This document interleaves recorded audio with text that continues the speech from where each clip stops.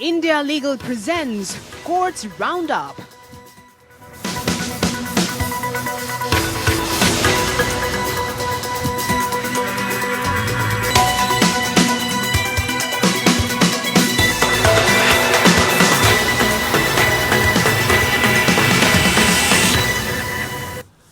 नमस्कार, मैं हूं आपके साथ रविंद्र सिंह। कोर्ट्स राउंडअप में आपका स्वागत है।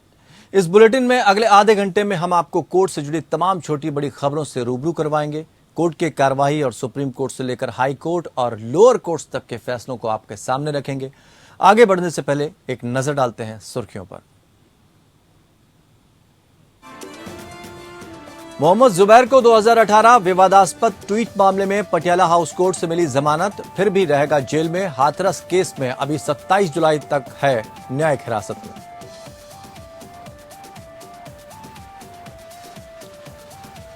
स्वेच्छा से पुरुष के साथ रहने वाली महिला रिश्ते में खटास आने पर रेप का मामला दर्ज नहीं करा सकती। सुप्रीम कोर्ट ने राजस्थान हाई कोर्ट का फैसला पलटा, आरोपी को दी अग्रिम जमानत। बीसीसीआई अध्यक्ष और सचिव के कार्यकाल बढ़ाने की याचिका पर बीसीसीआई ने सुप्रीम कोर्ट से जल्द सुनवाई की अपील की। कूलिंग ऑफ पीरियड से संबंधित नियमों को बदलने की भी अनुमति मांगी।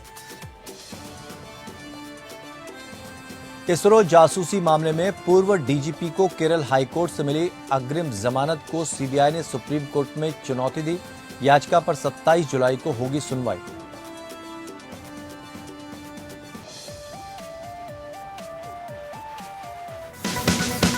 India Legal presents Courts Roundup.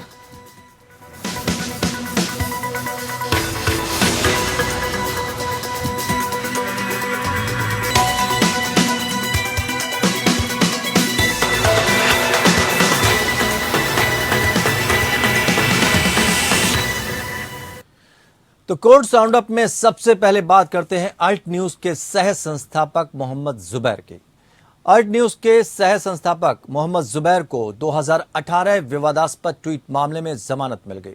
हालांकि मोहम्मद जुबैर को फिर भी जेल में ही रहना होगा, क्योंकि वो हाथरस केस में अभी 27 जुलाई तक न्यायिक हिरासत में है।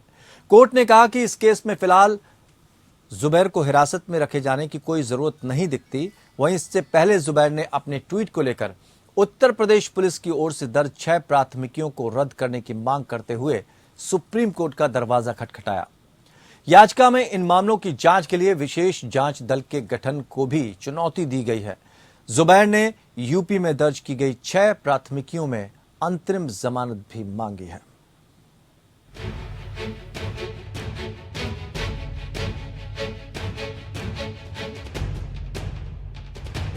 ऑल्ट न्यूज के सह संस्थापक मोहम्मद जुबैर को विवादित ट्वीट मामले में बड़ी राहत मिली है।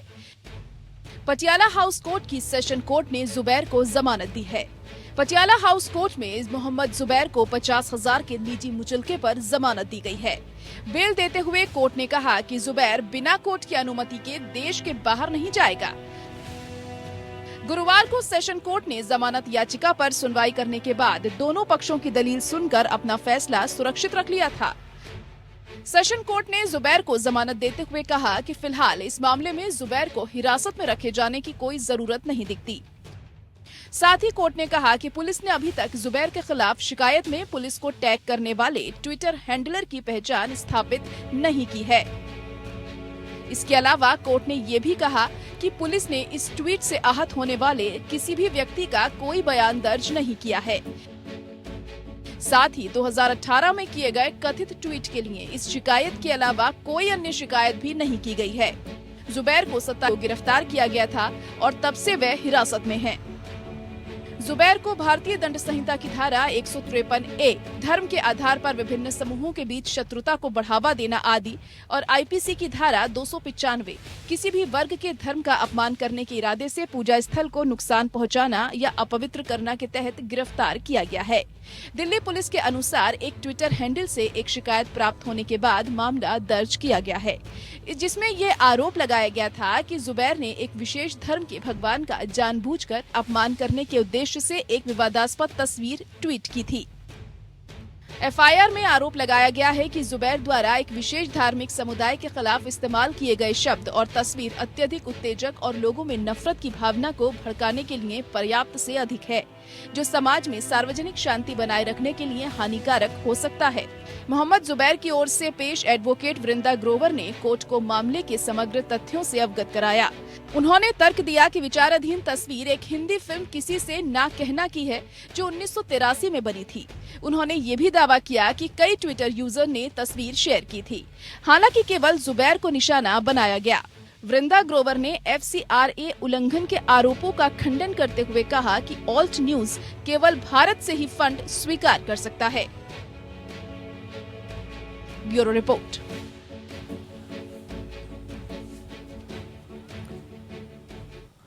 सुप्रीम कोर्ट ने कहा है कि एक महिला जो एक पुरुष के साथ रिश्ते में थी और स्वेच्छा से उसके साथ रह रही थी, रिश्ते में खटास आने के बाद बलात्कार का मामला दर्ज नहीं करा सकते। इसलिए न्यायमूर्ति हेमंत गुप्ता और न्यायमूर्ति विक्रम नाथ की खंडपीठ ने बलात्कार, अप्राकृतिक अपराधों और आपराधिक धमकी के आरोपी अंसार मोहम्मद को अग्रिम जमानत दे दी। आदेश में कहा गया कि शिकायतकर्ता स्वेच्छा से अपीलकर्ता के साथ रह रही है और संबंध रखती है, इसलिए अब यदि संबंध नहीं चल रहा है तो ये धारा 376(2)(n) IPC के तहत अपराध के लिए प्राथमिकी दर्ज करने का आधार नहीं हो सकता है। अदालत ने अपील की अनुमति दी और राजस्थान उच्च न्यायालय के उस आदेश को रद्द कर दिया जिसमें अपीलकर्ता को गिरफ्तारी से पहले जमानत देने से इनकार किया गया था। बेंच ने दर्ज किया अपीलकर्ता को सक्षम प्राधिकारी की संतुष्टि के लिए जमानत पर रिहा करने का आदेश दिया जाता है। जस्टिस हेमंत गुप्ता और जस्टिस विक्रम नाथ की पीठ राजस्थान हाईकोर्ट के मई के फैसले के खिलाफ अपील पर सुनवाई कर रही थी, जिसमें धारा 376(2)(n), 377 और 506 IPC के तहत अपराधों के लिए अपीलकर्ता की अग्रिम जमानत याचिका खारिज कर दी गई थी। हालांकि शीर्ष अदालत ने कहा कि शिकायतकर्ता ने यह स्वीकार किया है कि वो अपीलकर्ता के साथ 4 साल से रिश्ते में थी और जब रिश्ता शुरू हुआ तब उसकी उम्र 21 साल की थी। नतीजतन पीठ ने वर्तमान अपील की अनुमति दी और हाईकोर्ट के आदेश को रद्द कर दिया, जिसमें आदेश दिया गया था कि अपीलकर्ता को सक्षम प्राधिकारी की संतुष्टि के लिए जमानत पर रिहा किया जाए। इसी को ध्यान में रखते हुए कोर्ट ने अपीलकर्ता को अग्रिम जमानत देने का फैसला किया। हालांकि बेंच ने स्पष्ट किया कि आदेश में टिप्पणियां केवल अग्रिम गिरफ्तारी जमानत आवेदन पर निर्णय लेने के उद्देश्य से हैं और जांच आदेश में की गई टिप्पणियों से प्रभावित नहीं होना चाहिए।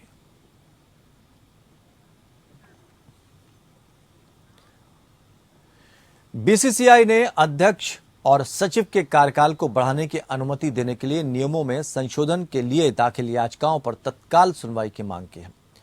बीसीसीआई ने 2019 में अपने संविधान में संशोधन के लिए अदालत का दरवाजा खटखटाया था। याचिका में प्रेसिडेंट, सचिव और अन्य पदाधिकारियों के लिए कूलिंग ऑफ पीरियड से संबंधित नियमों को बदलने की अनुमति मांगी है। साथ ही बीसीसीआई के संविधान में कुछ दूसरे संशोधनों की भी मांग की गई है। वहीं इस मामले पर सीजेआई रमन्ना ने कहा कि देखेंगे क्या मामले की सुनवाई अगले सप्ताह हो सकती है। सौरभ गांगुली साल 2019 से बीसीसीआई के प्रेसिडेंट हैं। इसी साल उनका कार्यकाल खत्म भी हो रहा है। साल 2020 में कोरोना महामारी के चलते बीसीसीआई के अध्यक्ष पद के लिए चुनाव नहीं हो पाया, जिसके चलते सौरभ गांगुली का कार्यकाल और 1 साल के लिए बढ़ा दिया गया।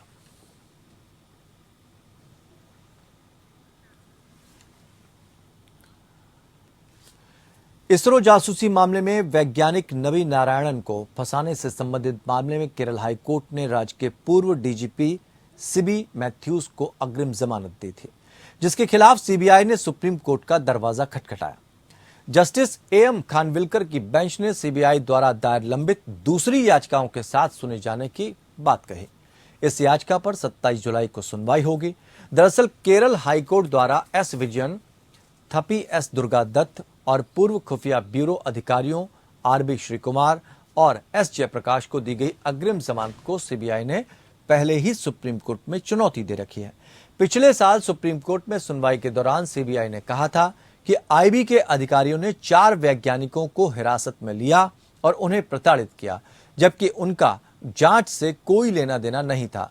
उन्हें हिरासत में लेने के कारण क्रायोजेनिक रॉकेट इंजन परियोजना की तकनीक का आविष्कार करीब 20 साल पीछे चला गया। वैज्ञानिकों को इस मामले में गलत तरीके से शामिल किया गया था।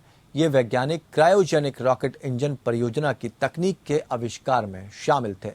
वैज्ञानिक नबी नारायणन के खिलाफ मामले में केरल के पूर्व डीजीपी की जमानत को चुनौती देने वाली याचिका पर सुनवाई मामले से जुड़ी लंबित याचिकाओं के साथ की जाएगी। मामले की सुनवाई 27 जुलाई को हो सकती है।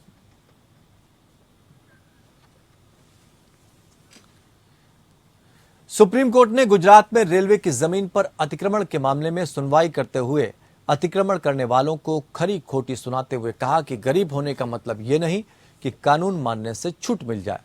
कोर्ट ने रेलवे को गलती करने वाले अधिकारियों पर शुरू हुई अनुशासनात्मक कार्रवाई को पूरा करने को कहा।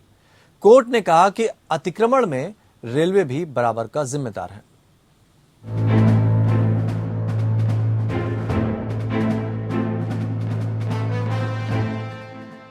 सुप्रीम कोर्ट ने गुजरात में रेलवे की जमीन पर अतिक्रमण के मामले में सुनवाई की। कोर्ट ने अतिक्रमण करने वालों पर सख्त टिप्पणी की।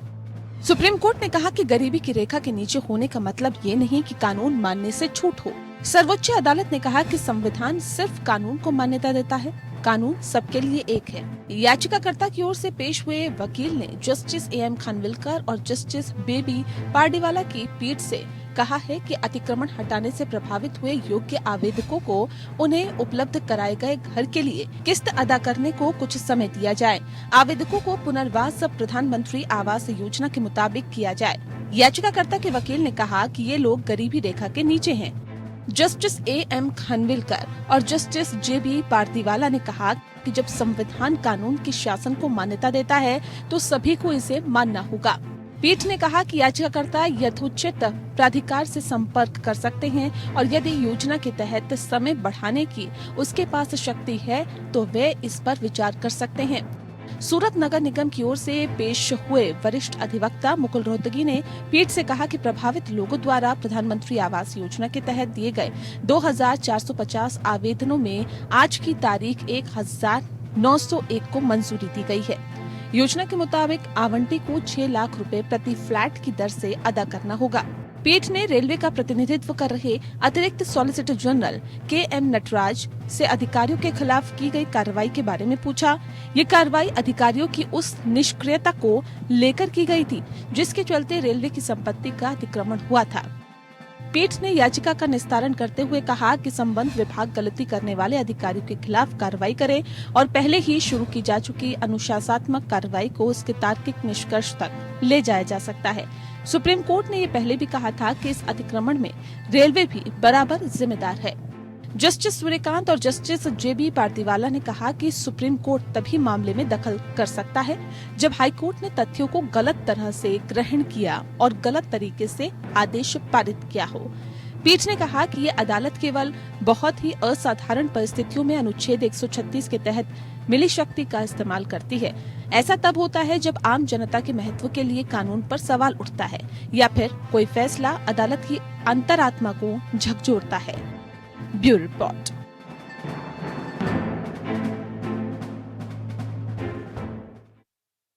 सुप्रीम कोर्ट ने शहरी स्थानीय निकायों में महिलाओं के लिए 33% आरक्षण को लागू करने में देरी करने पर नागालैंड सरकार को फटकार लगाते हुए कहा कि किसी कल्याणकारी राज्य के लिए महिलाओं के अधिकारों को लागू न करना शर्मनाक है। महिलाओं को 33% आरक्षण के मामले की सुनवाई करते हुए जस्टिस संजय किशन कौल और जस्टिस MM सुंदरेश की पीठ ने कहा कि राज्य सरकार को यह महसूस करना चाहिए कि वो केवल एक वैधानिक और संवैधानिक दायित्व को पूरा कर रही है, न कि महिलाओं के लिए कोई उपकार कर रही है। पीठ ने कहा कि यह बहुत दुखद है कि ये चौंकाने वाली स्थिति है। इस तरह महिलाओं के अधिकार को रोकना शर्मनाक है। कोई कल्याणकारी राज्य ऐसा कैसे कर सकता है? पीठ ने कहा कि आप लैंगिक समानता के बारे में बातें करते हैं। ये देश का वो हिस्सा है जहां महिलाएं शिक्षित हैं, वे स्वतंत्र हैं, आर्थिक और सामाजिक रूप से जिम्मेदार हैं और उन्होंने इस देश की अर्थव्यवस्था में योगदान भी दिया है। और आप इस तरह से इस मामले को हल कर रहे हैं।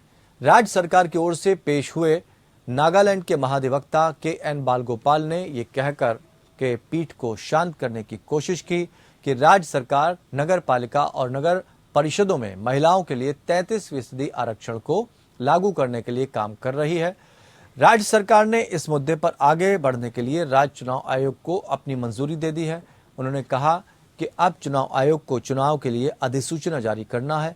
सुप्रीम कोर्ट ने राज्य चुनाव आयोग को तेजी से कार्रवाई करने और 2 सप्ताह के भीतर चुनाव अधिसूचना जारी करने का निर्देश दिया। इसने आयोग से समय पर अदालत में एक हलफनामा दाखिल करने को कहा और मामले की अगली सुनवाई 29 जुलाई को तय की। दिल्ली उच्च न्यायालय ने केंद्र और दिल्ली सरकार और दिल्ली पुलिस आयुक्त से उस याचिका पर जवाब देने के लिए कहा है जिसमें आरोप लगाया गया है कि 53,000 से अधिक पुलिस अधिकारी साइकिल रख रखाव भत्ता धोखाधड़ी से ले रहे हैं।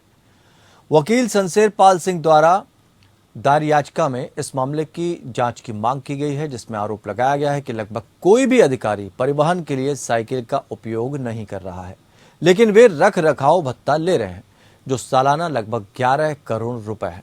मुख्य न्यायाधीश सतीश चंद्र शर्मा और न्यायमूर्ति सुब्रमण्यम प्रसाद की खंडपीठ ने अधिकारियों को जनहित याचिका का जवाब देने के लिए 6 सप्ताह का समय दिया और मामले को आगे की सुनवाई के लिए 20 सितंबर को सूचीबद्ध किया। अपनी याचिका में सिंह ने कहा कि उन्हें अपने परिचित कुछ लोगों से पता चला कि साइकिल रखरखाव के नाम पर दिल्ली पुलिस के अधिकारियों को प्रति व्यक्ति 180 रुपए का भत्ता दिया जा रहा है। सिंह ने कहा, चूंकि उनमें से अधिकांश साइकिल का उपयोग नहीं करते हैं, इसलिए ये भ्रष्टाचार के समान है। उन्होंने कहा कि पुलिस आयुक्त के पास शिकायत दर्ज कराई गई थी, लेकिन लाभ लेने वाले अधिकारियों के खिलाफ कोई कार्रवाई नहीं की गई। दिल्ली पुलिस द्वारा साइकिल रखरखाव के नाम पर भत्ता लिए जाने का आरोप लगाते हुए दिल्ली हाईकोर्ट में दाखिल याचिका पर सुनवाई करते हुए हाईकोर्ट ने केंद्र सरकार और दिल्ली पुलिस को एक नोटिस जारी किया।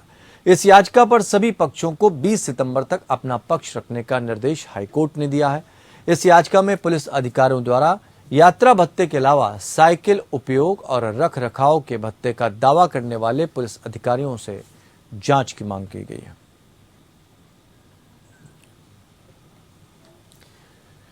बृहन मुंबई नगर निगम या BMC और मुंबई विरासत संरक्षण समिति या MHCC ने बॉम्बे हाईकोर्ट को बताया कि शिवसेना सुप्रीमो दिवंगत बाल ठाकरे के स्मारक के निर्माण के लिए भूमि आवंटित करने से पहले सभी आवश्यक अनुमतियां प्राप्त कर चुके हैं और प्रक्रियाओं का भी पालन किया गया था।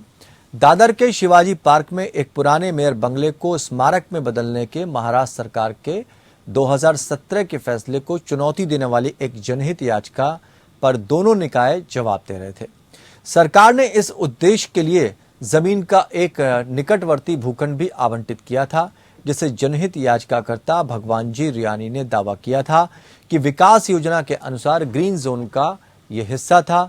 उच्च न्यायालय के समक्ष दायर अपने हलफनामे में BMC ने कहा कि मुंबई में स्मारक के लिए नाम मात्र दर पर भूमि आवंटित करने से पहले कानून की उचित प्रक्रिया का पालन किया गया था। नगर पालिका नागरिक प्राधिकरण ने न्यायालय को अवगत कराया कि 2018 में तत्कालीन महाराष्ट्र सरकार ने भूखंड को ग्रीन जोन से आवासीय क्षेत्र में बदलने की मंजूरी दी थी। हलफनामे में कहा गया कि ये बदलाव महाराष्ट्र क्षेत्रीय और नगर नियोजन अधिनियम या MRTP के प्रावधानों के मुताबिक था। हलफनामे में विस्तार से बताया गया है कि मई 2018 में स्मारक के निर्माण के लिए अनापत्ति प्रमाण पत्र के लिए समिति से संपर्क किया गया था, जिसे प्रदान किया गया।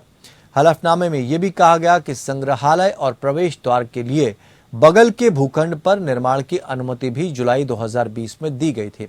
मामले की सुनवाई मुख्य न्यायाधीश दीपांकर दत्ता और न्यायमूर्ति MS कार्णिक की पीठ 25 अगस्त को करेगी।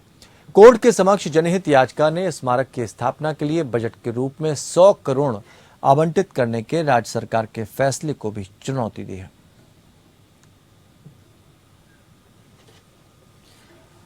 इलाहाबाद हाईकोर्ट ने नालों की सफाई में लगे कर्मचारियों को जीवन रक्षक उपकरण आदि मुहैया न कराने को लेकर जिलाधिकारी प्रयागराज और नगर निगम प्रयागराज के नगर आयुक्त को आगामी 25 जुलाई को तलब किया। प्रदेश सरकार की तरफ से दाखिल हलफनामे को कोर्ट के सामने बताया गया कि पूरे प्रदेश में नालों की सफाई के लिए प्रदेश सरकार ने एक सर्कुलर जारी कर दिया है। कहा गया कि जारी इस निर्देश के अनुसार 20 जून तक समस्त नालों की सफाई कर दी गई है।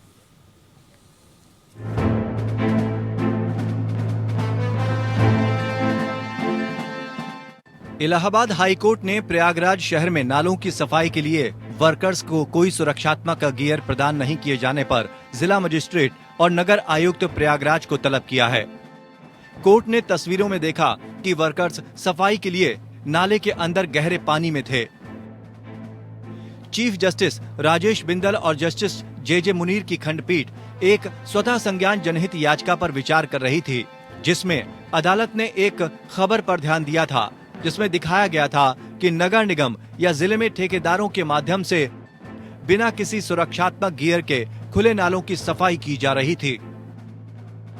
ये आदेश मुख्य न्यायमूर्ति राजेश बिंदल तथा न्यायमूर्ति जे मुनीर की खंडपीठ ने स्वतः संज्ञान लेकर कायम एक जनहित याचिका पर पारित किया।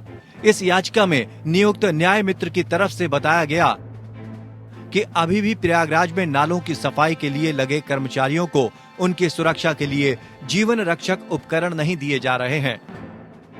कोर्ट के सामने कुछ फोटोग्राफ भी रखे गए थे। तस्वीरों में दिखाया गया था कि नगर निगम या जिले में ठेकेदारों के माध्यम से बिना किसी सुरक्षात्मक गियर के खुले नालों की सफाई की जा रही थी। कोर्ट ने कहा कि अभी भी सफाई के लिए मशीनों का उपयोग नहीं किया जा रहा है। हालांकि ये दावा किया जाता है कि नगर निगम के पास कई मशीनें उपलब्ध हैं, जिनका उपयोग नालों की सफाई के लिए किया जा रहा है। इससे पहले 26 मई को कोर्ट ने राज्य के विभिन्न प्राधिकरणों को नोटिस जारी किया था।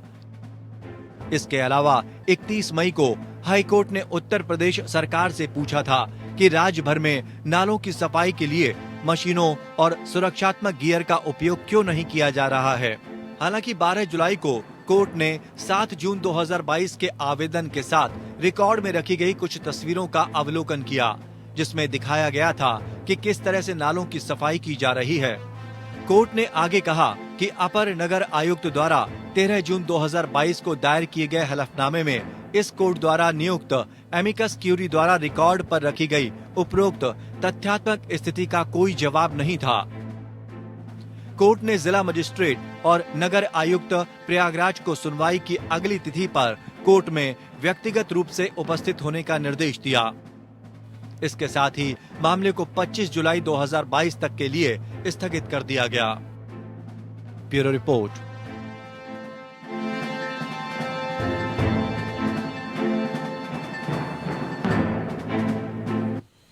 तो कोर्ट्स राउंडअप में फिलहाल इतना ही। जुड़े रहिए हमारे साथ। India Legal presents Courts Roundup.